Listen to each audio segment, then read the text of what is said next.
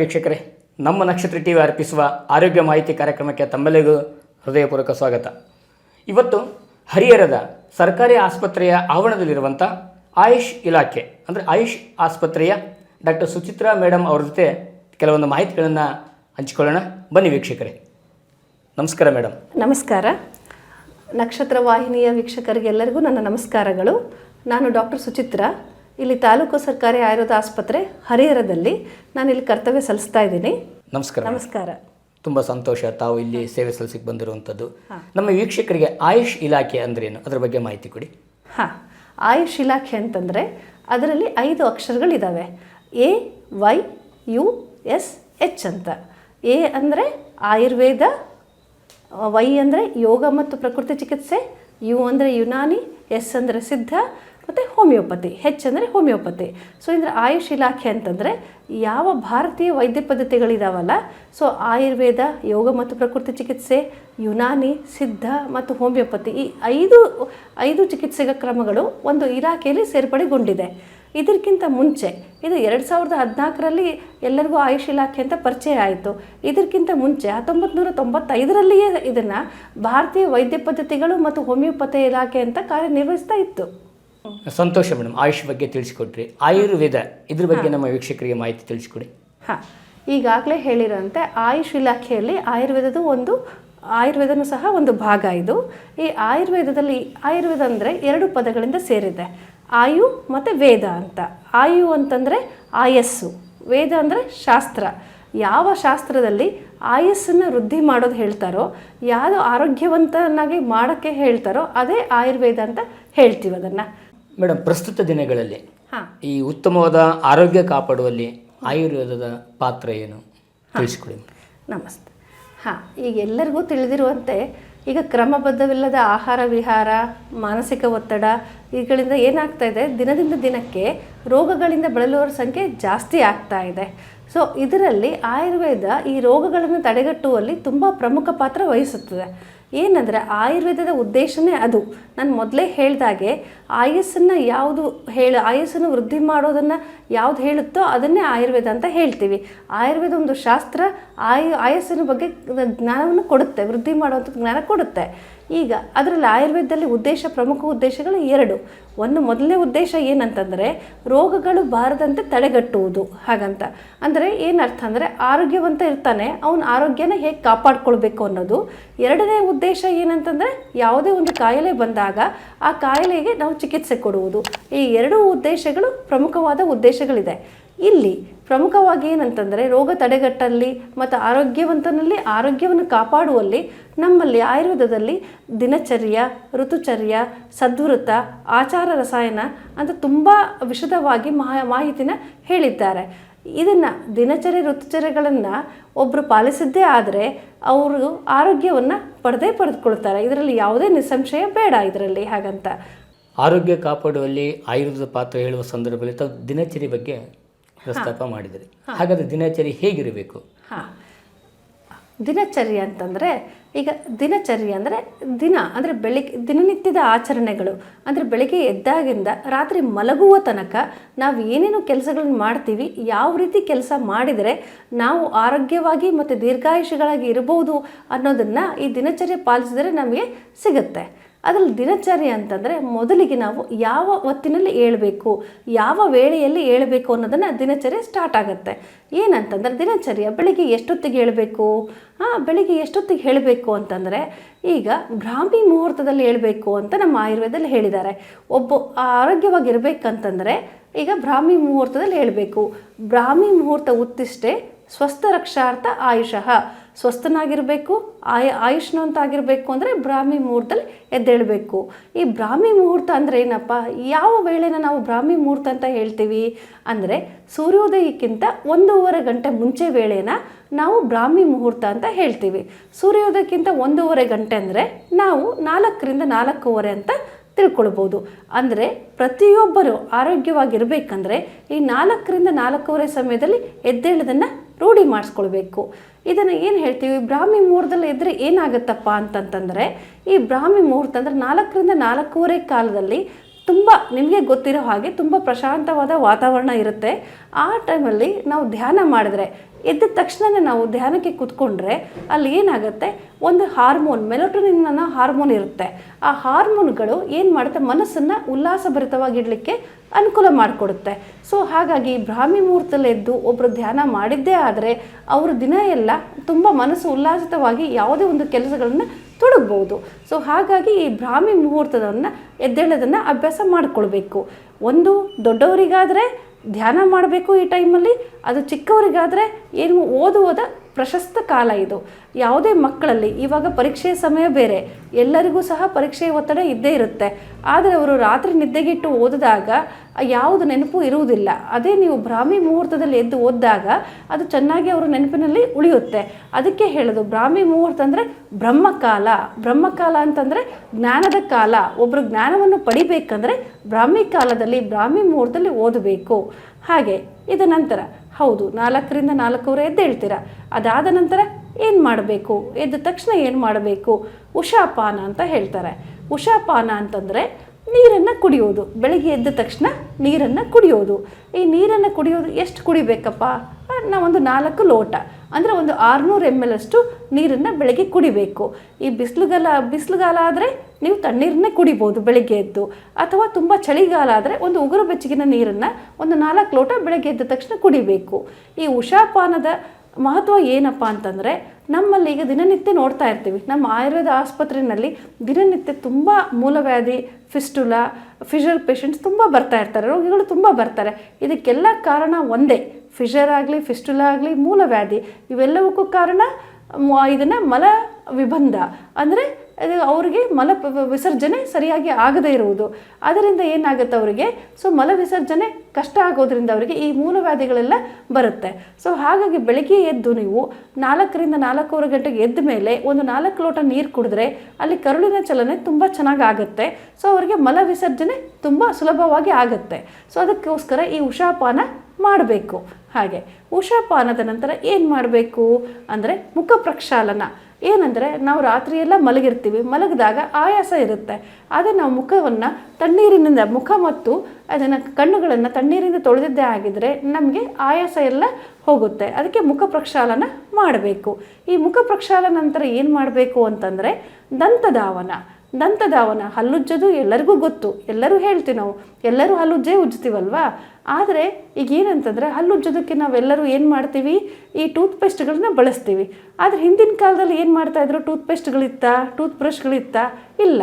ಹಿಂದಿನ ಕಾಲದಲ್ಲಿ ಏನು ಬಳಸ್ತಾ ಇದ್ರು ಅಂತಂದರೆ ಈ ಬೇವಿನ ಕಡ್ಡಿ, ಹೊಂಗೆ ಮರದ ಕಡ್ಡಿ, ಈ ಕಡ್ಡಿಗಳನ್ನ ಬಳಸಿಬಿಟ್ಟು ಆ ಕಡ್ಡಿಗಳನ್ನು ಮುಂದುಗಡೆ ಅದು ಜಜ್ಜಿಬಿಟ್ಟು ಅದನ್ನು ಬ್ರಷ್ ಥರ ಉಪಯೋಗ ಮಾಡ್ತಾಯಿದ್ರು. ಅಲ್ಲಿ ಟೂತ್ಪೇಸ್ಟು ಟೂತ್ ಬ್ರಷ್ 2 in 1 ಆಗ್ತಿತ್ತು. ಎರಡೂ ಸಹ ಅದೇ ಕೆಲಸ ಮಾಡ್ತಾಯಿತ್ತು.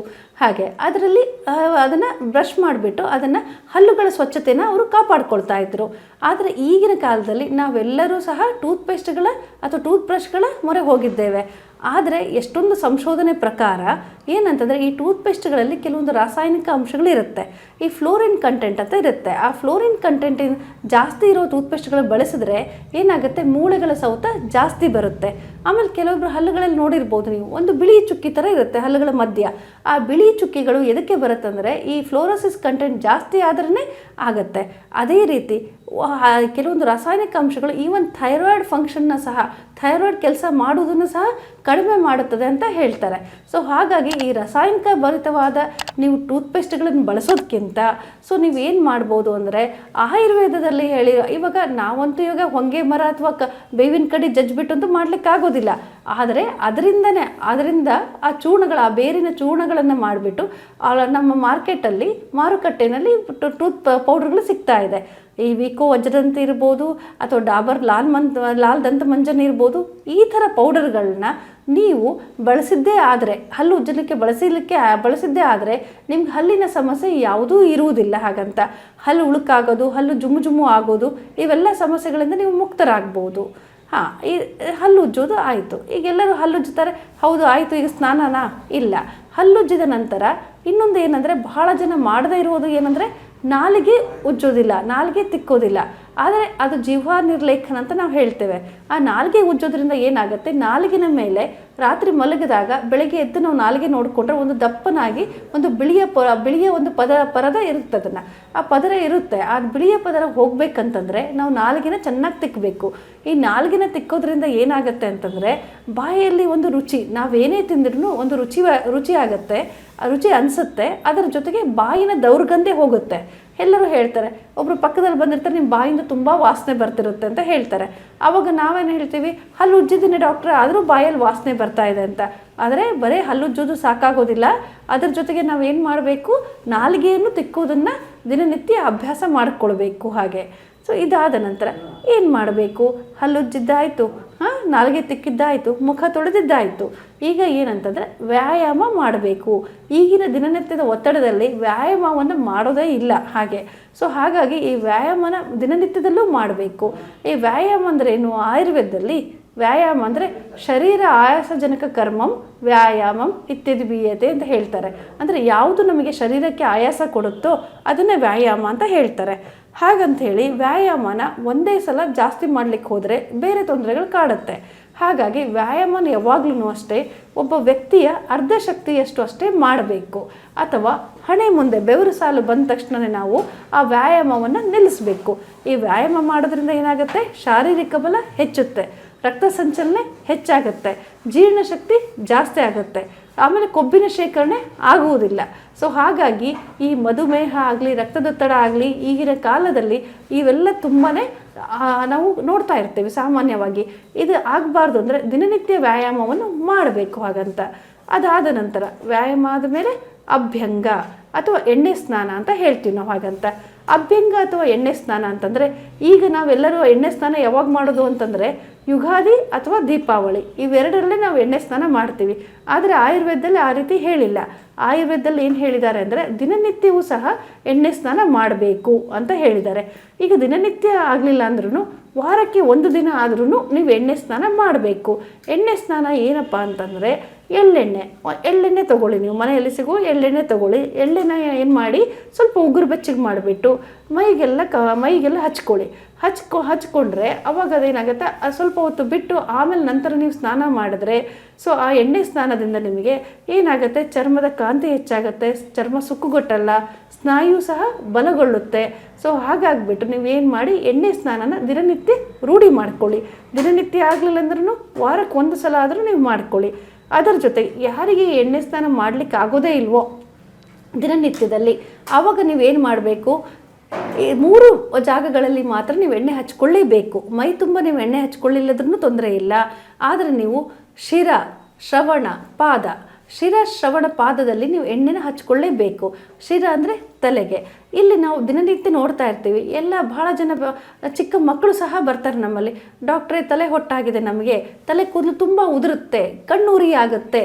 ಇದಕ್ಕೆ ಅಂತಂದರೆ ಈ ತಲೆ ಹೊಟ್ಟು ಬರೋ ಸಮಸ್ಯೆ, ತಲೆಯಲ್ಲಿ ಕಡಿತ ಬರೋ ಸಮಸ್ಯೆ, ಇದೆಲ್ಲ ಸಮಸ್ಯೆಗಳಿಗೂ ಒಂದೇ ಏನಂತಂದರೆ ಅವ್ರ ಕೂದಲಿಗೆ ಎಣ್ಣೆನ ಹಚ್ಚೋದೇ ಇಲ್ಲ. ಹಾಗಂತ ಈ ಕೂದಲಿಗೆ ಎಣ್ಣೆ ಹಚ್ಚೋದಿಲ್ಲ ಅಂದಾಗ ಏನಾಗುತ್ತಲ್ಲಿ ತಲೆ ಹೊಟ್ಟಿನ ಸಮಸ್ಯೆ ಕಾಡ್ಬಿಟ್ಟು ಅವಾಗ ಕೂದಲು ತುಂಬ ಉದುರುತ್ತೆ. ಸೊ ಹಾಗಾಗ್ಬಿಟ್ಟು ನೀವು ತಲೆಗೆ ದಿನನಿತ್ಯ ಎಣ್ಣೆ ಹಚ್ಚಬೇಕು. ನೀವು ಕೊಬ್ಬರಿ ಎಣ್ಣೆನೇ, ಶುದ್ಧವಾದ ಕೊಬ್ಬರಿ ಎಣ್ಣೆನ ಬಳಸ್ಬೋದು. ಹಾಗೆ ಅಂತ ಅದೇ ರೀತಿ ಶ್ರವಣ ಅಂದರೆ ಕಿವಿಯಲ್ಲೂ ಸಹ ಎಣ್ಣೆ ಹಾಕುವುದು. ಅಂದರೆ ಕಿವಿ ಸೋರಬೇಕಾದ್ರೆ, ಕಿವಿ ನೋವು ಇರಬೇಕಾದ್ರೆ ಹಾಕಬೇಡಿ. ಆ ಕಿವಿ ಸೋರೋದು, ಕಿವಿ ನೋವಿದ್ದಾಗ ಹಾಕೋದು ಬಿಟ್ಟು ಬೇರೆ ದಿನಗಳಲ್ಲಿ ಹಾಕಿದ್ರೆ ನಿಮಗೆ ಕಿವುಡುತನ ಇರುವುದಿಲ್ಲ. ಈಗೆಲ್ಲ ಸ್ವಲ್ಪ ಸಣ್ಣ ವಯಸ್ಸಿಗೆ ಏನಾಗುತ್ತೆ, ಎಲ್ಲರೂ ಕಿವಿ ಸರಿ ಕೇಳಿಸ್ತಾ ಇಲ್ಲ. ಅಥವಾ ಏನು ಹೇಳ್ತಾರೆ, ಕಿವಿನಲ್ಲಿ ಒಂದು ಗುಯ್ಯಿ ಅಂತ ಶಬ್ದ ಬರುತ್ತಂತ ಹೇಳ್ತಾರೆ, ಕರ್ಣನಾದ ಅಂತ ಹೇಳ್ತೀವಿ. ಇದೆಲ್ಲವೂ ಆಗಬಾರ್ದು ಅಂತಂದರೆ ಸೊ ನೀವು ಕಿವಿನಲ್ಲಿ ಎಣ್ಣೆಯನ್ನು ಹಾಕುವ ಅಭ್ಯಾಸ ಮಾಡಿಕೊಳ್ಳಬಹುದು. ಕಿವಿನಲ್ಲಿ ಎಣ್ಣೆ ಅಂದರೆ ನೀವು ಎಳ್ಳೆಣ್ಣೆ ಹಾಕಬೇಕು. ಹಾಗಂತ ಅದೇ ರೀತಿಯಾಗಿ ಪಾದ, ಶಿರ, ಶ್ರವಣ, ಪಾದ. ಇನ್ನೊಂದು ಪಾದಗಳಲ್ಲಿ ಅದು ಈ ಚಳಿಗಾಲದಲ್ಲಿ ಈ ಪಾದಗಳು ತುಂಬ ಹೊಡೆಯುತ್ತೆ. ಆ ಹೊಡೆದು ಬಿಟ್ಟು ಇವನು ರಕ್ತನೂ ಸಹ ಬರುತ್ತೆ, ಕಡತನೂ ಬರುತ್ತೆ. ಸೊ ಇದನ್ನೆಲ್ಲ ನಾವು ಕಡಿಮೆ ಮಾಡಬೇಕಂತಂದರೆ ನಾವೇನು ಮಾಡಬೇಕು, ಪಾದಗಳಲ್ಲಿ ಸಹ ಅಭ್ಯಂಗ, ಪಾದದಲ್ಲಿ ಎಣ್ಣೆನ ಹಚ್ಚಬೇಕು. ಈ ಪಾದದಲ್ಲಿ ಎಣ್ಣೆ ಹಚ್ಚಬೇಕು ಅಂತಂದರೆ ಅದರಲ್ಲಿ ಇನ್ನೊಂದು ಏನಾಗುತ್ತೆ ಅಂದರೆ ದೃಷ್ಟಿ ಚೆನ್ನಾಗಾಗತ್ತೆ ಪಾದದಲ್ಲಿ ಎಣ್ಣೆ ಹಚ್ಚೋದ್ರಿಂದ. ಅದೇ ರೀತಿ ನಿದ್ದೆ ಚೆನ್ನಾಗಿ ಬರುತ್ತೆ. ಬಹಳ ಜನ ಹೇಳ್ತಾರೆ, ಡಾಕ್ಟರ್ ನಮ್ಗೆ ನಿದ್ದೆ ಸರಿಗೆ ಬರ್ತಾ ಇಲ್ಲ ಅಂತ ಹೇಳ್ತಾರೆ. ನಾವು ಅದಕ್ಕೇನು ಹೇಳ್ತೀವಿ, ಸೊ ತಲೆಗೆ ಮತ್ತು ಪಾದಕ್ಕೆ ದಿನನಿತ್ಯ ನೀವು ಎಣ್ಣೆನ ಹಚ್ಚೋದೇ ಆಗಿದ್ದರೆ ನಿಮ್ಮ ನಿದ್ರೆ ಸಮಸ್ಯೆ ಬರೋದಿಲ್ಲ ಅಂತ ಹೇಳ್ತೀವಿ ನಾವು. ಅದೇ ರೀತಿ ಅಭ್ಯಂಗ ಆದಮೇಲೆ ಸ್ನಾನ. ಈ ಸ್ನಾನನೂ ಅಷ್ಟೇ ದಿನನಿತ್ಯ ಮಾಡಬೇಕು. ನಾವು ಎಷ್ಟೊಂದು ಸಲ ಈ ಸ್ನಾನನೂ ಹೇಳಬೇಕಂತ ಅಂದ್ಕೊಳ್ತೀವಿ. ಆದರೆ ನಮ್ಮಲ್ಲಿ ಎಷ್ಟೊಂದು ಸಲ ಕಜ್ಜಿ, ಫಂಗಲ್ ಇನ್ಫೆಕ್ಷನ್ಸ್ ಎಲ್ಲ ತುಂಬ ಪೇಷಂಟ್ಸ್ ಬರ್ತಾರೆ ಇಲ್ಲಿ. ಈ ಕಜ್ಜಿ ಆಗಲಿ, ಫಂಗಲ್ ಇನ್ಫೆಕ್ಷನ್ಸ್ ಆಗಲಿ, ಯಾಕೆ ಈ ಚರ್ಮ ರೋಗಗಳು ಬರ್ತಾರೆ ಅಂದರೆ ಅವರು ದಿನನಿತ್ಯ ಸ್ನಾನವನ್ನು ಮಾಡೋದಿಲ್ಲ. ಅದಕ್ಕೋಸ್ಕರ ಅವ್ರಿಗೆ ಈ ಥರ ಬರುತ್ತೆ. ಸೊ ದಿನನಿತ್ಯ ನಮ್ಮ ಶರೀರದ ಸ್ವಚ್ಛತೆಯನ್ನು ಕಾಪಾಡುವುದು ನಮ್ಮೆಲ್ಲರ ಜವಾಬ್ದಾರಿ. ಸೊ ಹಾಗಾಗಿ ದಿನನಿತ್ಯ ನೀವು ಸ್ನಾನವನ್ನು ಮಾಡಬೇಕು. ಅದೇ ರೀತಿ ನಾನು ಹೇಗೆ ಹೇಳಿದೆ ಅಂತಂದರೆ, ಹೇಗೆ ಈಗ ನಿಮಗೆ ಟೂತ್ಪೇಸ್ಟ್ಗಳಲ್ಲಿ ರಾಸಾಯನಿಕ ಅಂಶಗಳಿರುತ್ತೋ ಅದೇ ರೀತಿ ಸೋಪುಗಳಲ್ಲಿ ಸಹ ರಾಸಾಯನಿಕ ಅಂಶಗಳು ಇರುತ್ತೆ. ಸೊ ಹಾಗಾಗಿ ಕೆಲವೊಬ್ಬರಿಗೆ ಭಯ, ಯಾವ ಸೋಪನ್ನು ಬಳಸಬೇಕು ಅನ್ನೋದು ಒಂದು ಭಯ ಇರುತ್ತೆ. ಅದಕ್ಕೆ ನಾನು ಹೇಳೋದು, ಈ ಗಿಡಮೂಲಿಕೆಗಳಿಂದ ತಯಾರಾದ ಎಷ್ಟೊಂದು ಸೋಪುಗಳು ನಿಮಗೆ ಮಾರುಕಟ್ಟೆಗಳಲ್ಲಿ ಸಿಗುತ್ತೆ, ಅದನ್ನಾದರೆ ಉಪಯೋಗ ಮಾಡ್ಬೋದು. ಅಥವಾ ಎಣ್ಣೆ ಚರ್ಮದವರು ಕಡಲೆ ಹಿಟ್ಟನ್ನು ಬಳಸ್ಬೋದು. ಹಾಗೆ ಅದೇ ರೀತಿ ಆದರೆ ಶುಷ್ಕ ಚರ್ಮ ಇರೋರು, ಒಣ ಚರ್ಮ ಇರೋರು ಕಡಲೆ ಹಿಟ್ಟನ್ನು ಬಳಸಬಾರದು. ಕಡಲೆ ಹಿಟ್ಟು ಬಳಸಿದ್ರೆ ಅವ್ರಿಗಿನ್ನ ಒಣ ಚರ್ಮ ಜಾಸ್ತಿ ಆಗುತ್ತೆ. ಸೊ ಅಂಥವ್ರು ಹೆಸರು ಕಾಳು ಹಿಟ್ಟನ್ನು ಹಾಕ್ಸ್ಬಿಟ್ಟು ಜರಡಿ ಮಾಡಿ ಆ ಹೆಸರು ಕಾಳು ಹಿಟ್ಟಲ್ಲಿ ನಾವು ಸ್ನಾನ ಮಾಡಿದ್ದೇ ಆದರೆ ಯಾವುದೇ ಒಂದು ಚರ್ಮ ರೋಗಗಳು ಬರುವುದಿಲ್ಲ. ಆ ಥರ ಮಾಡ್ಬೋದು. ಅದೇ ರೀತಿ ಸ್ನಾನ ಮಾಡಬೇಕಾದ್ರೆ ಹೇಗೆ ಅಂದರೆ, ಈ ಭುಜಭಾಗದಿಂದ ಕೆಳಗಡೆ ಬಿಸಿ ನೀರಲ್ಲಿ ಸ್ನಾನ ಮಾಡ್ಬೋದು. ಆದರೆ ಭುಜಭಾಗದಿಂದ ಮೇಲುಗಡೆ ಯಾವಾಗಲೂ ನಾವು ಸುಕೋಷ್ಣವಾದ ನೀರು ಅಥವಾ ಉಗುರು ಬೆಚ್ಚಗಿನ ನೀರು ಅಥವಾ ತಣ್ಣೀರಿನಲ್ಲೇ ಸ್ನಾನ ಮಾಡಬೇಕು. ತುಂಬ ಬಿಸಿಯಾದ ನೀರಿಂದ ನಾವು ತಲೆ ಸ್ನಾನ ಮಾಡಿದ್ರೆ ಕೂದಲು ಉದುರುವುದು ಉಂಟು ಅಥವಾ ಕಣ್ಣಿನ ಉರಿನೂ ಕಾಣುತ್ತೆ. ಸೊ ಹಾಗಾಗಿ ಭುಜದ ಮೇಲುಗಡೆ ಯಾವಾಗಲೂ ನಾವು ತಣ್ಣೀರನ್ನೇ ಬಳಸಬೇಕು. ಹಾಗೆ ಅಂತ ಈ ಸ್ನಾನ ಆಯಿತು. ಸ್ನಾನ ಆದಮೇಲೆ ಇನ್ನೊಂದೇನೆಂದರೆ ದೇವತಾರ್ಚನೆ. ಈಗ ಸ್ನಾನ ಆದಮೇಲೆ ಏನು ಮಾಡಬೇಕಪ್ಪ ಅಂತ ಹೇಳಿ ದೇವತಾರ್ಚನೆ ಮಾಡಿ ಅಂತ ಹೇಳಿದೆ, ದೇವರ ಪೂಜೆ ಮಾಡಿ ಅಂತ. ಆದರೆ ಎಲ್ಲರೂ ನಾವು ದೇವರ ಪೂಜೆ ಮಾಡೋದಕ್ಕೆ ಇವಾಗಿನ ಕಾಲದಲ್ಲಿ ಎಲ್ಲರೂ ಏನಾದರೂ ಒಂದು ಬೇಡ್ಕೊಳ್ಳೋದಕ್ಕೆ ಇದನ್ನು ಈಡೇರಿಸಪ್ಪ ಅಂತ ದೇವರ ಪೂಜೆ ಮಾಡ್ತೀವಿ. ಆದರೆ ಅದರ ಉದ್ದೇಶ ಅದಲ್ಲ. ದೇವತಾ ಪೂಜೆ ಮಾಡಿದ್ರೆ ನಮಗೊಂದು ಪಾಸಿಟಿವ್ ಎನರ್ಜಿ ಬರುತ್ತೆ, ನಮ್ಮ ಮನಸ್ಸು ಉಲ್ಲಾದಾಯಕವಾಗಿರುತ್ತೆ, ನಮ್ಮ ಮಾನಸಿಕ ಒತ್ತಡ ಕಡಿಮೆ ಆಗುತ್ತೆ. ಸೊ ಹಾಗಾಗಿ ದೇವತಾ ಪೂಜೆ ಮಾಡಿದಾಗ ಆ 10 ರಿಂದ 15 ನಿಮಿಷಗಳು ನಮ್ಮ ಮನಸ್ಸು ತುಂಬ ಶಾಂತಿಯುತಕ ಇರುತ್ತೆ. ಅದಕ್ಕೋಸ್ಕರ ನಾವು ದೇವತಾ ಪೂಜೆನ ಮಾಡಬೇಕು. ಹಾಗೆ ಅದಾದ ನಂತರ ಆಹಾರ ಸೇವನೆ. ಈ ಆಹಾರ ಸೇವನೆ ಯಾವ ರೀತಿ ಮಾಡಬೇಕು? ಈ ಆಹಾರ ಸೇವನೆ ತುಂಬ ವಿಸ್ತಾರವಾಗಿ ನಮ್ಮ ಆಯುರ್ವೇದದಲ್ಲಿ ಹೇಳಿದ್ದಾರೆ. ಆದರೆ ಈಗ ನಾನು ತುಂಬ ಚುಟುಕಾಗಿ ನಿಮಗೆ ಒಂದು ಹೇಳ್ತೀನಿ. ಆಹಾರ ಸೇವನೆನ ಯಾವ ರೀತಿ ಮಾಡಬೇಕು ಅಂತಂದರೆ, ನಮ್ಮಲ್ಲಿ ಹಿತ ಬುಕ್, ಮಿತ ಬುಕ್, ಋತು ಬುಕ್ ಅಂತ ಹೇಳಿದ್ದಾರೆ. ಹಿತ ಬುಕ್ ಅಂದರೆ ಹಿತವಾಗಿರುವುದನ್ನು ನಾವು ಸೇವಿಸಬೇಕು. ಹಿತವಾಗಿರೋದನ್ನು ಸೇವಿಸಬೇಕು ಅಂದರೆ ಏನಂದರೆ, ನಾಲಿಗೆಗೆ ರುಚಿಯಾಗಿರೋದು ಅಲ್ಲ. ಈಗ ಬೋಂಡ, ಬಜ್ಜಿ ಆ ಥರ ಅಲ್ಲ ಹಾಗೆ ಅಂತ. ಸೊ ಅದು ನಮ್ಮ ದೇಹ ಮತ್ತು ಮನಸ್ಸಿಗೆ ಹಿತವನ್ನು ಕೊಡುವುದು, ಯಾವುದು ಆರೋಗ್ಯನ ಕಾಪಾಡುತ್ತೋ ಅಂಥ ಹಿತವಾದ ಆಹಾರವನ್ನು ಸೇವನೆ ಮಾಡಬೇಕು. ಏನಂತಂದರೆ, ಒಂದು ಗಾದೆನೇ ಇದೆ, ರಾಗಿ ತಿಂದವನು ನಿರೋಗಿ, ಜೋಳ ತಿಂದವನು ತೋಳದಂತಿರುತ್ತಾನೆ, ಅದೇ ರೀತಿ ಅಕ್ಕಿ ತಿಂದವನು ಹಕ್ಕಿಯಂತೆ ಹಾರುತ್ತಾನೆ ಅಂತ. ಅಂದರೆ ಇಲ್ಲಿ ಏನು ಅರ್ಥ ಅಂದರೆ, ನಮ್ಮ ಊಟದಲ್ಲಿ ಯಾವಾಗಲೂ ರಾಗಿಗೆ ಪ್ರಾಧಾನ್ಯತೆ ಕೊಡಬೇಕು, ಅಥವಾ ನಂತರ ಜೋಳಕ್ಕೆ. ಈ ರಾಗಿ ಮತ್ತು ಜೋಳದ ಕುಡಿದ ಪದಾರ್ಥಗಳು ತಗೊಂಡ್ರೆ ನಮ್ಮ ದೇಹ ಬಲಿಷ್ಠವಾಗಿರುತ್ತೆ. ತದನಂತರ ಹಿತವಾಗಿರೋದು ಯಾವುದು? ಹಣ್ಣು ಹಂಪಲುಗಳನ್ನು ತಿನ್ನೋ ಅಭ್ಯಾಸ. ದಿನನಿತ್ಯದಲ್ಲಿ ಹಣ್ಣು ಹಂಪಲುಗಳನ್ನು ತಿನ್ನಬೇಕು. ಹಾಗೆ ತರಕಾರಿ ಸೊಪ್ಪುಗಳನ್ನು ಸಹ ಯಥೇಚ್ಛವಾಗಿ ಬಳಸಬೇಕು. ಇವನ್ನೆಲ್ಲವನ್ನು ಬಳಸಬೇಕು. ಅದನ್ನು ಮತ್ತು ಯಾವಾಗಲೂ ಅಷ್ಟೇ, ಯಾವುದೇ ಒಂದು ಅಡುಗೆ ಮಾಡಿದರೆ ಅದು ಯಾವಾಗಲೂ ಬಿಸಿಯಾಗಿರುವಾಗಲೇ ನಾವು ತಿನ್ನಬೇಕು. ಬಿಸಿಯಾಗಿ ತಣ್ಣಗಾದ ಮೇಲೆ ತಿಂದರೆ ಅದು ಜಡತ್ವ ಬರುತ್ತೆ, ಅದು ಜೀರ್ಣ ಸರಿಗಾಗೋದಿಲ್ಲ. ಯಾವುದೇ ಆಹಾರವನ್ನು ನಾವು ತಯಾರಿಸಿದ ಮೇಲೆ ಅದು ಬಿಸಿ ಬಿಸಿಯಾಗಿರುವಾಗಲೇ ತಿನ್ನಬೇಕು. ಹಾಗೆ ಅದರ ಜೊತೆಗೆ 6 ರಸಗಳು ಇರಬೇಕು ಅಂತ ಹೇಳ್ತೀವಿ ನಾವು. ಒಂದು ಒಳ್ಳೆಯ ಆಹಾರ ಅಂದರೆ, ಒಳ್ಳೆ ಹಿತವಾದ ಆಹಾರ ಅಂದರೆ 6 ರಸ. ಅಂದರೆ ಈಗ ಸಿಹಿ, ಹುಳಿ, ಉಪ್ಪು, ಖಾರ, ಒಗರು, ಕಹಿ, ಈ 6 ರಸಗಳು ಇದ್ದ ಆಹಾರ ತೆಗೆದುಕೊಂಡ್ರೆ ಶರೀರ ತುಂಬ ಚೆನ್ನಾಗಿ ಸದೃಢ ಹೊಂದುತ್ತದೆ. ಕೆಲವೊಬ್ಬರಿಗೆ ಅವ್ರಿಗೇನಾಗುತ್ತೆ, ಸಿಹಿಯ ಮೇಲೆ ಮೋಹ ಇರುತ್ತೆ ಜಾಸ್ತಿ. ಅಂಥವ್ರಿಗೇನಾಗುತ್ತೆ, ಸಿಹಿ ತುಂಬ ಜಾಸ್ತಿ ತಿಂದರೆ ಅವರಿಗೆ ಕೊಬ್ಬಿನಂಶ ಶೇಖರಣೆ ಆಗಿ ಅವರು ಏನಾಗುತ್ತೆ, ಮಧುಮೇಹ ಮತ್ತು ರಕ್ತದೊತ್ತಡದಿಂದ ಬಳಲ್ತಾರೆ. ಅದೇ ರೀತಿ ತುಂಬ ಉಪ್ಪು ತಿಂದರೆ ಅವರಿಗೆ ರಕ್ತದೊತ್ತಡ ಜಾಸ್ತಿ ಆಗುತ್ತೆ. ಅದೇ ಹುಳಿ ತಿಂದರೆ ಏನಾಗುತ್ತೆ, ಬಾಲ್ಯದಲ್ಲೇ ಬಾಲ ನೆರೆ ಬರುತ್ತೆ. ಅಂದರೆ ಏನಾಗುತ್ತಾ, ಹುಳಿ ಜಾಸ್ತಿ ಯಾರು ತಿಂತಾರೋ ಅವ್ರಿಗೆ ಕೂದಲು ಬಹಳ ಬೇಗನೆ ಬೆಳಗಾಗತ್ತೆ ಹಾಗಂತ. ಸೊ ಹಾಗಾಗಿ ನಾವೇನು ಮಾಡಬೇಕು ಅಂದರೆ, ಈ ಷಡ್ರಸಯುಕ್ತ ಆಹಾರ ಅಂದರೆ ಸಿಹಿ, ಹುಳಿ, ಉಪ್ಪು, ಖಾರ, ಒಗರು, ಕಹಿ, ಈ ಎಲ್ಲ ಆಹಾರಗಳ ಇರುವಂಥ ರಸವುಳ್ಳ ಆಹಾರವನ್ನೇ ನಾವು ಸೇವಿಸಬೇಕು. ಆಮೇಲೆ ನನಗೆ ಯಾವಾಗಲೂ ಕೇಳ್ತಾರೆ ಇಲ್ಲಿ ಪೇಷಂಟ್ಸ್, ಡಾಕ್ಟ್ರೆ ನಾವು ತುಪ್ಪ ತಿನ್ಬೋದಾ, ನಾವು ಈ ತುಪ್ಪ ತಿಂದರೆ ನಾವು ದಪ್ಪ ಆಗಲ್ವಾ ಮತ್ತೆ ಅಂತ ಕೇಳ್ತಾರೆ.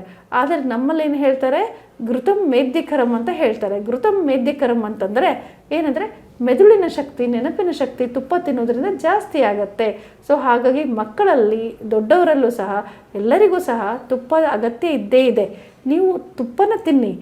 ತುಪ್ಪದಿಂದ ಕೊಬ್ಬು ಶೇಖರಣೆ ಆಗುತ್ತಂತ ನೀವು ಬಿಟ್ಟರೆ ಏನಾಗುತ್ತೆ, ನಮ್ಮಲ್ಲಿ ಬೇಕಾಗಿರುವಂಥ ವಿಟಮಿನ್ಗಳು ಕೆಲವೊಂದು ನಮ್ಮ ದೇಹದಲ್ಲಿ ಸೇರ್ಕೊಳ್ಳೋದಿಲ್ಲ. ತುಪ್ಪ ಇದ್ದರೆ ಮಾತ್ರ ಕೆಲವೊಂದು ವಿಟಮಿನ್ಗಳು ನಮ್ಮಲ್ಲಿ ದೇಹದಲ್ಲಿ ಶೇಖರಣೆ ಆಗುತ್ತೆ. ಸೊ ಹಾಗಾಗಿಬಿಟ್ಟು ಆ ವಿಟಮಿನ್ಗಳ ಬಳಕೆ ಆಗಬೇಕು ಅಂದರೆ ನೀವು ತುಪ್ಪನ ಬಳಸಬೇಕು. ಅದೇ ರೀತಿ ನಮ್ಮಲ್ಲಿ ಭಾಳ ಜನ ಇಲ್ಲಿ ಪೇಷಂಟ್ ಬಂದಾಗ ಡಾಕ್ಟ್ರ್ ನಾನು ಮೆಟ್ಲು ಹತ್ತಬೇಕಾದ್ರೆ ಕಟಕಟ ಶಬ್ದ ಬರುತ್ತೆ, ಡಾಕ್ಟ್ರೇ ನಾನು ಕೆಳಗಡೆ ಕುತ್ಕೊಳ್ಳೋಕ್ಕಾಗಲ್ಲ, ಮಡ್ಚ್ಕೊಂಡು ನಾವು ಚೇರಲ್ಲೇ ಕುತ್ಕೊಳ್ಬೇಕು ಡಾಕ್ಟ್ರ್ ಅಂತ ಹೇಳ್ತಾರೆ. ಅದೇ ನೀವು ತುಪ್ಪ ತಿಂದಿದ್ದೇ ಆಗಿದ್ರೆ ಏನಾಗುತ್ತೆ, ಎಲ್ಲ ಸಂಧಿಗಳಲ್ಲೂ ಆ ಸ್ನಿಗ್ಧಾಂಶ, ತುಪ್ಪದಲ್ಲಿರೋ ಸ್ನಿಗ್ಧಾಂಶ ಹೋಗಿ ತುಂಬ ಆರಾಮಾಗಿ ಅವರು ಓಡಾಡಲಿಕ್ಕೆ ಅನುಕೂಲ ಆಗುತ್ತೆ. ಹೌದು, ಖಂಡಿತ ತುಪ್ಪ ತಿಂದರೆ ಕೊಬ್ಬು ಶೇಖರಣೆ ಆಗುತ್ತೆ. ಆ ಕೊಬ್ಬು ಶೇಖರಣೆ ಆಗಬೇಕಂದ್ರೆ ನಾವು ವ್ಯಾಯಾಮ ಮಾಡಬೇಕು. ಸೊ ಇಲ್ಲ, ಕೊಬ್ಬು ಶೇಖರಣೆ ಆಗುತ್ತಂತ ನಾವು ತುಪ್ಪ ತಿನ್ನೋದು ಬಿಟ್ಟರೆ ಬೇರೆ ತೊಂದರೆಗಳಿಗೆ ನಾವು ಈಡಾಗಬೇಕಾಗತ್ತೆ. ಸೊ ಹಾಗಾಗಿ ತುಪ್ಪನ ತಿನ್ನಿ, ಅದರ ಜೊತೆಗೆ ವ್ಯಾಯಾಮವನ್ನು ಸಹ ಮಾಡಿ ಹಾಗಂತ. ಸೊ ಆಮೇಲೆ ಯಾವ ರೀತಿ ತಿನ್ನಬೇಕು, ಈಗ ಎಲ್ಲರ ಕೈಯಲ್ಲೂ ಈ ಆಧುನಿಕ ಜೀವನದಲ್ಲಿ ಏನಾಗಿದೆ ಅಂತಂದರೆ ಒಂದು ಮೊಬೈಲ್ ಮತ್ತು ಒಂದು ಟಿ ವಿ ಇಲ್ಲದಿದ್ದರೆ ಯಾರಿಗೂ ಸಹ ಊಟ ಹೋಗೋದೇ ಇಲ್ಲ. ಈಗ ಈ ಮೊಬೈಲ್ ಮತ್ತು ಟಿ ವಿಯಲ್ಲಿ ನೋಡ್ತಾ ಕೂತ್ಕೊಂಡ್ರೆ ನಮ್ಮ ತಟ್ಟೆಯಲ್ಲಿರುವ ಅನ್ನ ಯಾವಾಗ ತಣ್ಣಗಾಗುತ್ತೋ, ಆಹಾರ ಯಾವಾಗ ತಣ್ಣಗಾಗುತ್ತೋ, ಆ ತಣ್ಣಗಾದ ತಕ್ಷಣ ಏನಾಗುತ್ತೆ, ಅದು ಜೀರ್ಣ ಸರಿಗೆ ಆಗೋದಿಲ್ಲ.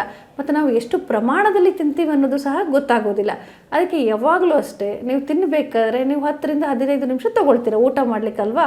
ಆ 10ರಿಂದ 15 ನಿಮಿಷ ಬರೀ ಊಟಕ್ಕಷ್ಟೇ ಸೀಮಿತವಾಗಿ ಹೊರತು ಬೇರೆ ಯಾವುದೇ ಒಂದು ಚಟುವಟಿಕೆಗಳಲ್ಲಿ ಪಾಲ್ಗೊಳ್ಳಬೇಡಿ. ಅದನ್ನು ಹೇಳ್ತಾರೆ ನನ್ನ ಮಕ್ಕಳು ಏನು ಮೊಬೈಲ್ ಇಲ್ಲದೆ ತಿನ್ನೋದೇ ಇಲ್ಲ ಡಾಕ್ಟ್ರ್, ಏನು ಮಾಡೋದು? ಆ ಮಕ್ಕಳಿಗೆ ಮೊದಲಿಂದ ಮೊಬೈಲ್ ಅಂತೂ ಗೊತ್ತಿರೋದಿಲ್ವಾ? ಏನಂದರೆ ನಾವೇ ಅವರಿಗೆ ರೂಢಿ ಮಾಡಿಸಿರ್ತೀವಿ ಅದನ್ನು. ಸೊ ಆಮೇಲೆ ಮಕ್ಕಳು ಏನಂತಂದರೆ ದೊಡ್ಡವರು ನೋಡಿಬಿಟ್ಟು ಕಲಿತಾರೆ. ಸೊ ಹಾಗಾಗಿ ನಾವೇ ಆ ಥರ ಮಾಡಿದಾಗ ಖಂಡಿತ ಮಕ್ಕಳು ಅದನ್ನು ಅನುಸರಿಸ್ತಾರೆ. ಸೊ ಹಾಗಾಗಿ ನಾವು ಅದನ್ನು ಫಸ್ಟ್ ಅಳವಡಿಸ್ಕೊಳ್ಬೇಕು. ಊಟ ಮಾಡುವಾಗ ಏಕಾಂತವಾಗಿ ಇರಬೇಕು. ಹಾಗೆ ಆ ರೀತಿ ಶಾಂತಿಯುತವಾಗಿದ್ದರೆ ಅದು ಊಟ ಏನಾಗುತ್ತೆ, ಅದನ್ನು ಸರಿಯಾಗಿ ನಾವು ತಗೊಳ್ತೇವೆ, ಸರಿಯಾದ ಟೈಮಲ್ಲಿ ತಗೊಳ್ತೇವೆ, ಸರಿಯಾಗಿ ಜೀರ್ಣ ಆಗುತ್ತೆ. ಸೊ ಹಾಗಾಗಿ ನೀವು ಊಟವನ್ನು ಮಾಡಬೇಕಾದ್ರೆ ಏಕಾಂತತೆಯನ್ನು ಅಥವಾ ಶಾಂತತೆಯನ್ನು ಕಾಪಾಡ್ರಿ. ಅದೇ ರೀತಿ ಅದರ ಜೊತೆಗೆ ಎಷ್ಟು ತಿನ್ನಬೇಕಪ್ಪ ಊಟ. ಈಗ ಏನಾಗುತ್ತೆ, ಕೆಲವೊಂದು ಸಲ ಏನಾಗುತ್ತೆ, ನಾವು ತುಂಬ ಚೆನ್ನಾಗಿ ಅಡುಗೆ ಮಾಡಿರ್ತಾರಪ್ಪ ಅಮ್ಮ ಅಂತಂದುಬಿಟ್ರೆ ನಮ್ಗೆ ಹೊಟ್ಟೆ ತುಂಬಿದ್ರೂ ನಾವು ತಿಂತೀವಿ, ಜಾಸ್ತಿ ತಿಂತೀವಿ.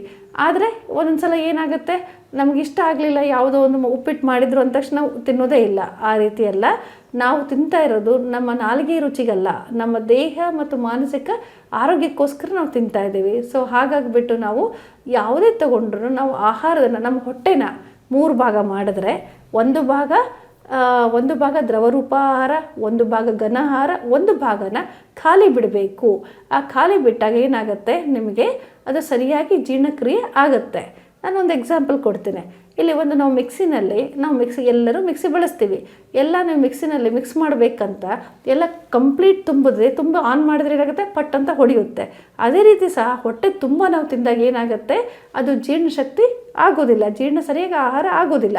ಸೊ ಹಾಗಾಗಿ ನಾನು ಹೇಳೋದು ಏನಂತಂದರೆ, ನೀವು ಯಾವಾಗಲೂ ಅಷ್ಟೇ ಹೊಟ್ಟೆಯ ಒಂದು ಭಾಗ ಖಾಲಿ ಬಿಡಬೇಕು, ಒಂದು ದ್ರವ ಆಹಾರ ತೊಗೊಳ್ಬೇಕು, ಒಂದು ಘನ ಆಹಾರನ ತೆಗೆದುಕೊಳ್ಬೋದು ನೀವು. ಹಾಗಂತ ಅದೇ ಪ್ರಮಾಣದಲ್ಲಿ ತೊಗೊಳ್ಬೇಕು. ಆಮೇಲೆ ಯಾವಾಗ ಊಟ ಮಾಡಬೇಕು, ಈಗ ನಮಗೆ ಊಟ ಮಾಡೋ ಸಮಯನೂ ಯಾವುದಿದೆ ಅಂತಂದರೆ, ಎಲ್ಲರೂ ಏನು ಹೇಳ್ತೀವಿ, ಬೆಳಗ್ಗೆ 9ರಿಂದ 10 ಗಂಟೆ ಸ್ಕೂಲ್ಗೆ ಹೋಗಬೇಕಪ್ಪ, ನಾನು 9 ಗಂಟೆಗೆ ತಿನ್ನಬೇಕು. ಮಧ್ಯಾಹ್ನ 1ರಿಂದ 2 ಲಂಚ್ ಬ್ರೇಕ್ ಇರುತ್ತೆ, ಆವಾಗ ತಿನ್ನಬೇಕು. ಮತ್ತು ರಾತ್ರಿ 9ರಿಂದ 10 ತಿಂತೀವಿ. ಆ ಥರ ಅಲ್ಲ, ಹಾಗಲ್ಲ. ಯಾವಾಗ ನಿಮಗೆ ಹೊಟ್ಟೆ ಚೆನ್ನಾಗಿ ಹಸುವಾಗುತ್ತೋ ಆವಾಗಲೇ ಊಟ ಮಾಡಬೇಕು. ಒಂದೊಂದು ಸಲ ಏನಾಗುತ್ತೆ, ಹಿಂದಿನ ದಿನ ರಾತ್ರಿ ನೀವು ಒಂದು ಮದುವೆಗೆ ಹೋಗಿರ್ತೀರ, ಅಲ್ಲಿ ಭೂರಿ ಭೋಜನ ಇರುತ್ತೆ, ಅಲ್ಲಿ ನಿಮ್ಗೆ ಮಾರನೇ ದಿನ ನಿಮ್ಗೆ ಹಸುವಾಗಿರೋದಿಲ್ಲ. ಸೊ ಆದರೆ ನೀವು ಅದನ್ನು ವೇಳೆ ನೋಡ್ಕೊಂಡು ತಿಂತೀರ. ಆ ಥರ ಮಾಡಬಾರ್ದು. ಆ ಥರ ತಿಂತಿದ್ದೆ ಆದರೆ ನೆಕ್ಸ್ಟ್ ಏನು ಮಾಡ್ತೀರಾ, 12 ಗಂಟೆ ಅಷ್ಟಿಗೆ ಡಾಕ್ಟ್ರ್ ಹತ್ರ ಬರ್ತೀರಾ, ಡಾಕ್ಟ್ರೇ ವಾಂತಿ ಆಯಿತು, ಹೊಟ್ಟೆ ನೋವು ಆಯಿತು ಅಂತ ಬರ್ತೀರಾ. ಸೊ ಹಾಗಾಗಿ ಚೆನ್ನಾಗಿ ಹಸುವಾದಾಗಲೇ ಊಟ ಮಾಡಿ ಹೊರತು ಚೆನ್ನಾಗಿ ಹಸಿದೆ ಊಟ ಮಾಡೋದು ಬೇಡ ಅಂತ ನಾನು ಹೇಳಲಿಕ್ಕೆ ಇಷ್ಟಪಡ್ತೀನಿ. ಆಮೇಲೆ ಊಟ ಮಾಡಿದ ತಕ್ಷಣ ಏನು ಮಾಡಬೇಕು ಹಾಗಂತ, ಊಟ ಮಾಡಿದ ತಕ್ಷಣ ಕೆಲವೊಬ್ಬರು ಮಲಗಿಬಿಡ್ತಾರೆ. ಆ ರೀತಿ ಮಲಗಬಾರ್ದು. ಸೊ ಒಂದು ಶತಪದಿ ಅಂತ ನಾವು ಹೇಳ್ತೀವಿ, ಒಂದು 100 ಹೆಜ್ಜೆ ನಡಿಬೇಕು. ಊಟ ಮಾಡಿದ ನಂತರ ಒಂದು 100 ಹೆಜ್ಜೆ ನಡಿಬೇಕು. ಅಲ್ಲೇನಾಗಿದೆ, ಕರುಳಿನ ಚಲನೆ ಚೆನ್ನಾಗಾಗುತ್ತೆ, ಅಲ್ಲಿ ಜೀರ್ಣಕ್ರಿಯೆ ಸರಿ ಹೋಗುತ್ತೆ. ಇದರ ಜೊತೆಗೆ ಅದಾದ ನಂತರ ಏನಂದರೆ, ಕೊನೆಗೆ ಆಹಾರ ಸೇವನೆ ಆಯಿತು, ದಿನನಿತ್ಯದ ಕಾರ್ಯಗಳಲ್ಲಿ ತೊಡಗ್ತೀರಾ, ನಿಮ್ಮ ಕೆಲಸ ನೀವು ನಿರ್ವಹಿಸ್ತೀರಾ, ಮತ್ತೆ ಮನೆಗೆ ಬರ್ತೀರಾ. ಮತ್ತೆ ಮನೆಗೆ ಬಂದ ಮೇಲೆ ನಿದ್ರೆಯನ್ನು ಯಾವಾಗ ಮಾಡಬೇಕು, ನಿದ್ರೆನೂ ಸಹ ತುಂಬಾ ನಮ್ಮ ಆರೋಗ್ಯ ಕಾಪಾಡುವಲ್ಲಿ ತುಂಬ ಮಹತ್ವ ಪಾತ್ರ ವಹಿಸಿದೆ. ಈ ನಿದ್ದೆ ಏನಂತಂದರೆ ಬೆಳಗ್ಗಿಂದ ನೀವು ದಿನನಿತ್ಯದ ಕಾರ್ಯಗಳೆಲ್ಲ ಮಾಡಿರ್ತೀರ, ನಿಮ್ಮ ದೇಹನೂ ಬಳಲಿರುತ್ತೆ, ಮನಸ್ಸು ಸಹ ಬೆಳೆದಿರುತ್ತೆ. ಸೊ ಹಾಗಾಗಿಬಿಟ್ಟು ನಿಮಗೆ ನಿದ್ದೆ ಅದನ್ನು ಮಾಡಿದ್ರೆ ಅದು ಮತ್ತೆ ಮುಂದಿನ ದಿನದಲ್ಲಿ ನೀವು ತುಂಬ ಚೆನ್ನಾಗಿ ನೀವು ಕೆಲಸಗಳನ್ನ ಮಾಡ್ಬೋದು. ಸೊ ಹಾಗಾಗಿ ನಿದ್ರೆ ತುಂಬ ಅವಶ್ಯಕ. ಸೊ ಹಾಗಾಗಿ ನಿದ್ರೆಯನ್ನು ಸರಿಯಾದ ಸಮಯದಲ್ಲಿ ಮಾಡಿ. ಅಂದರೆ ಅರ್ಥ ಏನಂದರೆ ಸರಿಯಾದ ಸಮಯದಲ್ಲಿ ಅಂದರೆ 9 ರಿಂದ 10 ಗಂಟೆ ಒಳಗಡೆ ನೀವು ನಿದ್ದೆ ಮಾಡಬೇಕು. ಹಾಗಾದರೆ ನೀವು ರಾತ್ರಿ ಊಟ ಮಾಡೋ ಸಮಯ ಎಷ್ಟಿರಬೇಕು? 6 ರಿಂದ 7ಕ್ಕೆ ನೀವು ಊಟನ ಮಾಡಬೇಕು. 9 ರಿಂದ 10 ಸಮಯದಲ್ಲಿ ನೀವು ನಿದ್ದೆ ಮಾಡಬೇಕು. ಈ ರೀತಿ ದಿನನಿತ್ಯ ಚಟುವಟಿಕೆಗಳನ್ನು ಬೆಳಗ್ಗೆ ಎದ್ದಾಗಿಂದ ರಾತ್ರಿ ಮಾಡೋವರೆಗೂ ನೀವು ಈ ಥರ ಸರಿಯಾಗಿ ಪಾಲಿಸಿದ್ದೇ ಆಗಿದ್ದರೆ ಸೊ ಏನಾಗುತ್ತೆ, ಆವಾಗ ನಿಮಗೆ ಆರೋಗ್ಯ ಸದೃಢವಾಗಿರುತ್ತೆ. ಇದು ದಿನಚರ್ಯ ಆಯಿತು. ಅದೇ ರೀತಿ ಮತ್ತು ಋತುಚರ್ಯ ಅಂತ ಹೇಳ್ತೇವೆ. ಈ ಋತುಚರ್ಯ ಅಂದರೆ ಈ ದಿನಚರ್ಯದಲ್ಲಿ ಏನಾಯಿತು, ಏನು ಗೊತ್ತಾಯಿತು ನಮಗೆ? ಬೆಳಗ್ಗೆ ಎಷ್ಟೊತ್ತಿಗೆ ಎದ್ದೇಳಬೇಕಂತ ಗೊತ್ತಾಯಿತು, ಎದ್ದ ತಕ್ಷಣ ಏನು ಮಾಡಬೇಕು ಅಂತ ಗೊತ್ತಾಯಿತು. ಅಂದರೆ ಬ್ರಾಹ್ಮಿ ಮುಹೂರ್ತದಲ್ಲಿ ಎದ್ದೇಳಬೇಕು, ಆಮೇಲೆ ಉಷಾಪಾನ ಮಾಡಬೇಕು, ಮಲಮೂತ್ರ ವಿಸರ್ಜನೆ ಮಾಡಬೇಕು, ವ್ಯಾಯಾಮ ಮಾಡಬೇಕು, ಅಭ್ಯಂಗ ಮಾಡಬೇಕು, ಸ್ನಾನ ಮಾಡಬೇಕು, ದೇವತಾರ್ಚನೆ ಮಾಡಬೇಕು, ಅದಾದ ನಂತರ ಆಹಾರ ಸೇವನೆ ಮಾಡಬೇಕು, ಆಮೇಲೆ ದಿನನಿತ್ಯದ ಕಾರ್ಯಗಳನ್ನ ತೊಡಗಿ ನಂತರ ನಾವು ನಿದ್ರೆಗೆ ಹೋಗ್ತೇವೆ ಅಲ್ವಾ. ಇವೆಷ್ಟು ಆದ್ರೂ ಡಾಕ್ಟ್ರ್ ನೀವು ಹೇಳಿದಾಗೆ ನಾವು ಆಹಾರ ಪಾಲನೆ ಮಾಡಿದ್ವಿ, ನಾವು ನಿದ್ದೆನೂ ತುಂಬ ಚೆನ್ನಾಗಿ ಮಾಡ್ತಿದ್ದೀವಿ, ಆದ್ರೂ ಸಹ ನಮಗೆ ಕಾಯಿಲೆ ಬಂತು ಅಂದರೆ ಅದಕ್ಕೆ ಇನ್ನೊಂದು ಕಾರಣ ಅಂದರೆ ಋತು ವೈಪರೀತ್ಯ. ಅಂದರೆ ಈ ಋತುಗಳು ಬದಲಾದಾಗ ಏನಾಗುತ್ತೆ, ಅಲ್ಲಿ ಋತು ವೈಪರೀತ್ಯದಿಂದ ಕೆಲವೊಂದು ಕಾಯಿಲೆಗಳು ಬರುತ್ತೆ. ಏನಂತಂದರೆ ಈಗ ನಮಗೆ ಶಿಶಿರ ಋತು ಅಂದರೆ ಚಳಿಗಾಲ. ಈ ಚಳಿಗಾಲದಲ್ಲಿ ಸಹ ನಮಗೆ ಈಗ ಕೆಮ್ಮು, ನೆಗಡಿ, ಚರ್ಮದ ಕಡಿತ ಈ ಎಲ್ಲ ಕಾಯಿಲೆಗಳು ಬರುತ್ತೆ. ಸೊ ಋತುಗಳ ಅನುಸಾರವಾಗಿ ಸಹ ನಾವು ಆಹಾರ ವಿಹಾರಗಳನ್ನ ನಾವು ಸೇವನೆ ಮಾಡಬೇಕಾಗತ್ತೆ. ಸೊ ಈ ಋತುಚರ್ಯಗಳು ಯಾವುದು ಆಯುರ್ವೇದದಲ್ಲಿ ಹೇಳಿದಾರೋ ಅದು ನೀವು ಪಾಲಿಸಿದ್ದೇ ಆಗಿದ್ದರೆ ಅದು ತುಂಬ ಆರೋಗ್ಯವನ್ನು ನಾವು ಕಾಪಾಡಿಕೊಳ್ಳಲು ಯಶಸ್ವಿ ಆಗ್ತೀವಿ ಅಂತ ಹೇಳ್ತಾ ಈ ಮಾತು ಮುಗಿಸ್ತಾ ಇದ್ದೀನಿ. ತಾವೊಂದು ಮಾತು ಹೇಳಿದ್ರಿ, ಅಕ್ಕಿಯನ್ನು ಉಂಬುವನು ಅಕ್ಕಿಯಂತಾಗುವನು, ಜೋಳವನ್ನು ಉಂಬುವನು ತೊಳೆದಂತಾಗುವನು, ನವಣೆಯನ್ನು ಉಂಬುವನು ಹವಣದಂತಾಗುವನು, ರಾಗಿಯನ್ನು ಉಂಬುವನು ನಿರೋಗಿಯಾಗುವನು, ಬೆಲ್ಲ ಬೇಳೆಯನ್ನು ಉಂಬುವನು ಬಹುಕಾಲ ಬಾಳುವನು ಅಂತ. ಈ ಮಾತಿನ ಹಿನ್ನೆಲೆಯಲ್ಲಿ ಬೆಲ್ಲ ಜಾಸ್ತಿ ಊಟ ಮಾಡಿದ್ರೆ ಮಧುಮೇಹ ಬರಲ್ವಾ? ಇಲ್ಲ, ಇದು ಒಂದು ಇವಾಗ ಇವರು ಯಾವ ಪ್ರಶ್ನೆ ಕೇಳಿದ್ರಲ್ಲ ಅದು ದಿನನಿತ್ಯ ನಾವು ಯಾರು ಮಧುಮೇಹಿಗಳು ಅಥವಾ ಸಕ್ಕರೆ ರೋಗಿಗಳು ಬರ್ತಾರಲ್ಲ ಅವ್ರ ದಿನನಿತ್ಯ ನಮ್ಮನ್ನು ಕೇಳೋ ಪ್ರಶ್ನೆನೇ ಇದಾಗಿರುತ್ತೆ. ಏನಂತ ಹೇಳ್ತಾರೆ ಅಂದರೆ ಮಧುಮೇಹಗಳ ಅವರ ಯೋಚನೆಯಲ್ಲಿ ಏನಿದೆ ಅಂತಂದರೆ ನಾವು ಮಧುಮೇಹ ಬಂದರೆ ಅಥವಾ ಸಕ್ಕರೆ ಕಾಯಿಲೆ ಬಂದರೆ ಸಕ್ಕರೆ ಊಟ ಮಾಡಬಾರ್ದು, ಅದರ ಬೆಲ್ಲ ಊಟ ಮಾಡ್ಬೋದು ಅಂತ ಹೇಳ್ತಾರೆ. ಇಲ್ಲ, ಖಂಡಿತ ಇಲ್ಲ.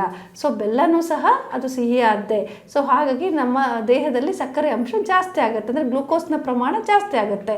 ಸೊ ಹಾಗಾಗಿಬಿಟ್ಟು ನಾವು ಬೆಲ್ಲನೂ ಸಹ ಸಕ್ಕರೆ ರೋಗಿಗಳು, ಸೊ ಸಕ್ಕರೆ ಕಾಯಿಲೆಯಿಂದ ಬಳಲ್ತಿರೋರು ಸಕ್ಕರೆನೂ ಊಟ ಮಾಡಬಾರ್ದು, ಬೆಲ್ಲನೂ ಊಟ ಮಾಡಬಾರ್ದು. ಆದರೆ ಅದು ಹೇಗೆ ಅಂತಂದರೆ ನಿಮ್ಮ ದೇಹದಲ್ಲಿ ಎಷ್ಟು ಸಕ್ಕರೆ ಅಂಶ ಇದೆ, ಅಂದರೆ ನೀವು ಖಾಲಿ ಹೊಟ್ಟೆಯಲ್ಲಿ ನೀವು ರಕ್ತ ಪರೀಕ್ಷೆ ಹೊಂದಾಗ ಎಷ್ಟು ರಕ್ತ ಅಂಶ ಇದೆ, ರಕ್ತದಲ್ಲಿ ಎಷ್ಟು ಸಕ್ಕರೆ ಅಂಶ ಇದೆ ಅನ್ನೋದ್ರ ಮೇಲೆ ನಿಮ್ಮದು ಆಹಾರದ ಪಥ್ಯ ನಿರ್ಣಯ ಆಗುತ್ತೆ. ಅಂದರೆ ಕೆಲವೊಬ್ಬರಿಗೆ ಈಗ 70 ರಿಂದ 110 mg/dl ಇರೋದು ಎಲ್ಲರಿಗೂ ಸಾಮಾನ್ಯವಾಗಿ ಇರಬೇಕು, ಅದು ಸಾಮಾನ್ಯವಾಗಿ ಸರಿಯಾದ್ದು. ಆದರೆ ಕೆಲವೊಬ್ಬರಿಗೆ 140-150 ತನಕ ಇರುತ್ತೆ. ಅಂಥವರು ಸ್ವಲ್ಪ ಪ್ರಮಾಣದಲ್ಲಿ ಊಟದಲ್ಲಿ ಸಕ್ಕರೆ ಬೇಡ, ಆದರೆ ಬೆಲ್ಲನ ಸ್ವಲ್ಪ ಪ್ರಮಾಣದಲ್ಲಿ ಊಟ ಮಾಡಬಹುದು. ಆದರೆ ಅದೇ ಅವರಿಗೆ 150 ಮೇಲುಗಡೆ ಇದ್ದರೆ ಅವರಿಗೆ ಬೆಲ್ಲ ಸಹ ವರ್ಜನೆ. ಹಾಗಂತ ಸಂತೋಷ್ ಮೇಡಮ್, ಭಾಳಷ್ಟು ಮಾಹಿತಿ ತಿಳಿಸ್ಕೊಟ್ರಿ. ಹಾಗೆಯೇ ನಮ್ಮ ಆಯುಷ್ ಆಸ್ಪತ್ರೆ ಒಳಗೊಂಡಂತೆ ದಾವಣಗೆರೆ ಜಿಲ್ಲೆಯ ಯಾವ್ಯಾವ ಭಾಗದಲ್ಲಿ ಈ ರೀತಿಯ ಸರ್ಕಾರಿ ಆಯುಷ್ ಆಸ್ಪತ್ರೆಯ ಸೌಲಭ್ಯಗಳಿವೆ ನಮ್ಮ ವೀಕ್ಷಕರಿಗೆ ತಿಳಿಸ್ಕೊಡಿ. ನಮ್ಮ ದಾವಣಗೆರೆ ಜಿಲ್ಲೆಯಲ್ಲಿ 25 ಆಸ್ಪತ್ರೆಗಳಿದ್ದಾವೆ. ಸೊ 25 ಸರ್ಕಾರಿ ಆಯುರ್ವೇದ ಆಸ್ಪತ್ರೆಗಳಿದ್ದಾವೆ.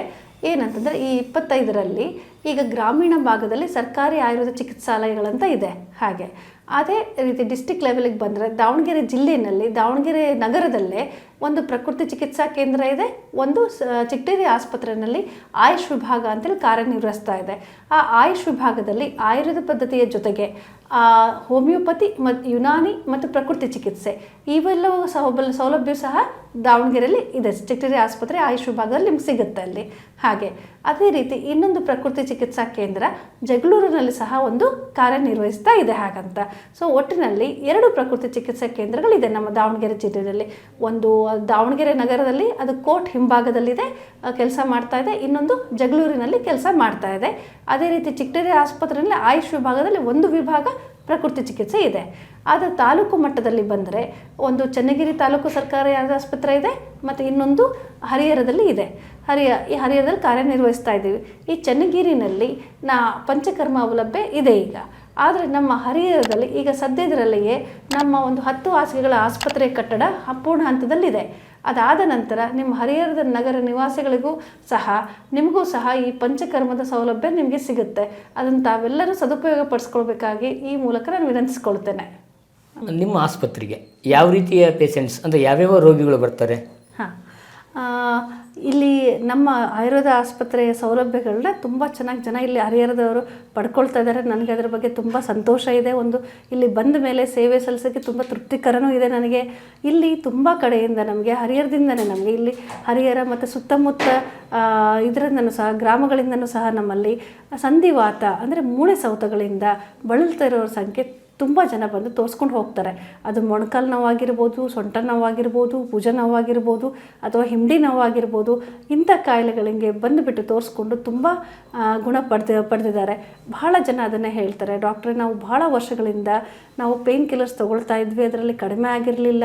ಸೊ ಇಲ್ಲಿ ಬಂದ ಮೇಲೆ ಈ ಥರ ಇದೆ ಅಂತ ಹೇಳಿಬಿಟ್ಟು ಗೊತ್ತಾಗಿ ನಾವು ಇಲ್ಲಿ ಬಂದು ತೊಗೊಂಡ್ಮೇಲೆ ತುಂಬ ಚೆನ್ನಾಗಿ ನಮಗೆ ಈ ಕಡಿಮೆ ಆಗಿದೆ. ನಮಗೆ ನೋವಿನಲ್ಲಿ ತುಂಬ ಪರಿಣಾಮಕಾರಿಯಾದ ಕಂಡಿದೆ, ಪ್ರಭಾವ ಬೀರಿದೆ ಅಂತ ಹೇಳ್ತಾರೆ. ಅದ್ರ ಜೊತೆಗೆ ಈ ಸಂಧಿವಾತ ಅಥವಾ ಮೂಳೆ ಸೌತಗಳ ಜೊತೆಗೆ ನಮ್ಮಲ್ಲಿ ಇನ್ನೂ ಯಾರು ಬರ್ತಾರೆ ಅಂದರೆ ಚರ್ಮ ರೋಗಗಳಾದ ಕಜ್ಜೆ ಆಗಿರ್ಬೋದು, ಅಂದರೆ ಫಂಗಲ್ ಇನ್ಫೆಕ್ಷನ್ ಆಗಿರ್ಬೋದು, ಅಥವಾ ಸೋರಿಯಾಸಿಸ್ ಪೇಷಂಟ್ ಆಗಿರ್ಬೋದು, ಅಥವಾ ಎಕ್ಸಿಮಾ ಆಗಿರ್ಬೋದು. ಈ ಥರ ಚರ್ಮ ರೋಗಗಳಿಂದ ಬಳಲವರು ಸಹ ಬರ್ತಾರೆ. ಮೊನ್ನೆ ಒಂದು ಸರ್ಪುಣ್ಣು ಮಲೆಬೆನ್ನೂರಿಂದ ಒಬ್ಬರು ಸರ್ಪುಣ್ಣು ಅಂತ ತೋರಿಸ್ಲಿಕ್ಕೆ ಬಂದಿದ್ದರು ಒಬ್ಬಜ್ಜಿ. ಅವ್ರಿಗೆ ಸರ್ಪುಣ್ಣಾಗಿ ಆಲ್ರೆಡಿ 2-3 ತಿಂಗಳಾಗಿತ್ತು. ಆದರೆ ಆ ಸರ್ಪುಣ್ಣು ಹೋದ ಮೇಲೂ ಸಹ ಅವ್ರಿಗೆ ಅದರಲ್ಲಿರೋ ಉರಿ ಕಡಿಮೆ ಆಗಿರಲಿಲ್ಲ. ಆ ಜಾಗದಲ್ಲಿ ಆ ಉರಿಯಿಂದ ತುಂಬ ಬಳಲ್ತಾ ಇದ್ದರು. ಅವರು ಇಲ್ಲಿ ಬಂದು ತೋರಿಸ್ಕೊಂಡು ಒಂದೇ ಒಂದು ವಾರದಲ್ಲಿ ಅವರಿಗೆ ಔಷಧಿ ನೀಡಿದ ನಂತರ ಅವ್ರಿಗೆ ತುಂಬಾ ಖುಷಿ ಕಂಡಿದೆ. ಅವರಲ್ಲಿ ಡಾಕ್ಟ್ರೇ ತುಂಬ ಕಡೆ ತೋರಿಸ್ದೆ, ಆದರೆ ಈ ಸರ್ಪುಣ್ಣು ತೋರಿಸಿದ್ಮೇಲೆ ಸರ್ಪುಣ್ಣು ಮಾಯ ಆಯಿತು ಹೊರತು ಅದರ ಉರಿ ಕಡಿಮೆ ಆಗಿರಲಿಲ್ಲ, ಜುಮ್ಮು ಕಡಿಮೆ ಆಗಿರಲಿಲ್ಲ.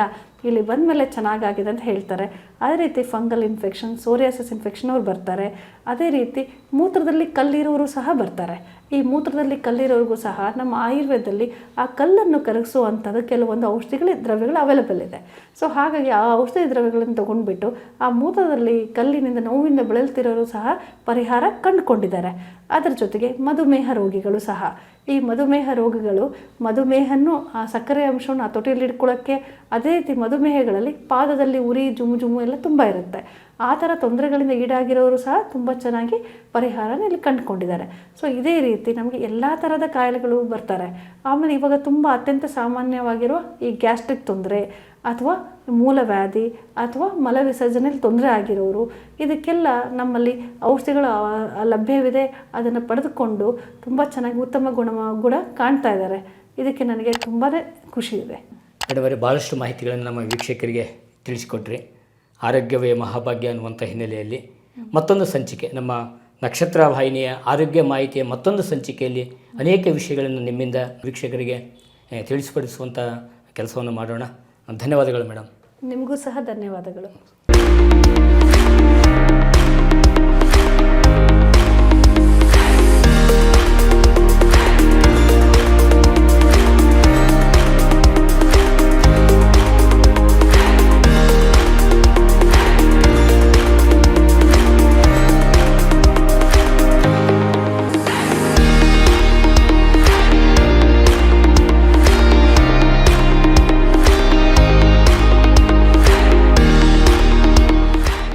ನಕ್ಷತ್ರ ಟಿವಿ ಲೋಕಲ್ ನ್ಯೂಸ್, ಇದು ನಿಮ್ಮದೇ ಧ್ವನಿ. ಮನೋಹರ ಸುಂದರಾಭರಣ ಮನಸೆಳೆಯುವ ನವರತ್ನ ಜ್ಯುವೆಲರ್ಸ್, ತೇಲ್ಕರ್ ಬೆಳ್ಳಿ ಬಂಗಾರದ ಅಂಗಡಿ, ಸಾಂಪ್ರದಾಯಿಕ ವಿನ್ಯಾಸದ BIS ಹಾಲ್ಮಾರ್ಕ್ ಆಭರಣಗಳು, ಮುಖ್ಯ ರಸ್ತೆ, ಹರಿಹರ. ಕಳೆದ 40 ವರ್ಷಗಳಿಂದ ಹರಿಹರದಲ್ಲಿ ಜನಪ್ರಿಯತೆಯನ್ನು ಹೊಂದಿ ಉತ್ತಮ ಸೇವೆ ನೀಡುತ್ತಿರುವ ಬೊಂಗಾಳೆ ಸ್ಟೀಲ್ ಟ್ರೇಡರ್ಸ್ ಈಗ ನಾವು ಹರಿಹರದ ಪ್ರಮುಖ ಇಂಡಸ್ಟ್ರಿಯಲ್ ಸಪ್ಲೈಯರ್ ಆಗಿದ್ದೇವೆ. ಇಂದೇ ಭೇಟಿ ಕೊಡಿ. ನಿಮ್ಮ ನಿರಂತರ ವಿಶ್ವಾಸವೇ ನಮ್ಮ ಗುರಿ. Bongale steel traders, head post office ಹತ್ತಿರ, ಬೊಂಗಾಳೆ ಬಿಲ್ಡಿಂಗ್, ಹರಿಹರ.